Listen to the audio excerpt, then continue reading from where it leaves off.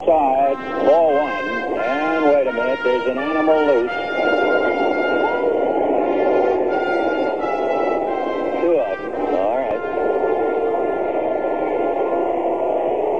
I'm not sure what he's doing out there. It looks like he's going to burn a flag, and Rick Monday runs and takes it away from him. And so Monday, I think a guy was going to set fire to the American flag. Can you imagine that? 30 years later, I could not tell you immediately what was on my mind, except what they were doing was wrong.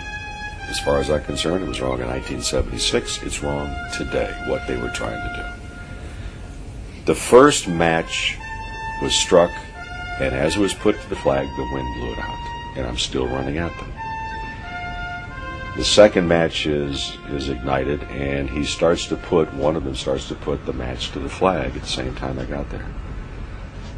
I do know that I thought about maybe bowling them over, but now I can get the flag before maybe the match can get there. So I reached down, picked it up, still on the run. And the first thing that came to mind, I mean, you could smell the lighter fluid. That's how much they doused it. And it was soaking wet. You could feel the coldness of this lighter fluid. And I said, well, is it on fire? Well, obviously it was not on fire. Thank goodness it was not on fire. People don't notice, but he beat me to the flag. I was coaching third base at that time. And I saw Rick Monday start running from center field over to left. I didn't know what it was, but as soon as I saw him stop, I took off and I ran out there. Tommy Lasorda, remember, was the third base coach at the time for the Dodgers. It was the year before he became the manager, the year before I came to the Dodgers. Tommy ran past me yelling about every expletive a longshoreman has ever uttered in trying to get to the guys. I gave the flag to Doug Rauh, who was a left-handed pitcher for the Dodgers, who came out of their third base dugout, and I gave him the flag. I turned around, the guys are being escorted off the field by members of the security team, and also Duke, the head groundskeeper, was with them too, and he had one of them by the arm, and they escorted them off the field. And it was a very quiet moment. There was a smattering of applause as they got these two guys off the field, and it got quiet again. And if memory serves correctly, from one part of the stadium, I don't know where, and then from another part, and then from another part, and then kind of collectively, people began to sing God Bless America.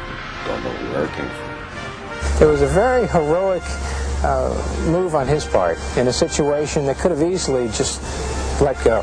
The flag could have easily just burned there until a couple of ushers came out. But Rick acted, and I think we're all very, very happy that he did.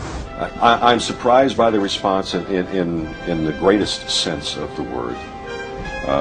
Embarrassed by the intention that was focused upon me, because I don't know anyone who would not have done the same thing had they been as close to it as I was. So that being said, I get letters every week from retired servicemen, from their families, from kids who were not even born then that heard about it.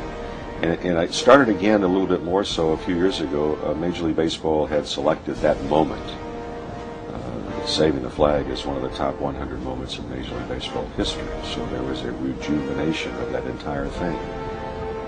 And from time to time, people ask, well, are you upset because you spent 19 seasons in the major leagues and you're known for primarily stopping two people from burning the flag? If that's all you're known for, it's not a bad thing at all. I think it solidified the thought process of hundreds of thousands of people that represented this country in fine fashion. Many of them lost their lives.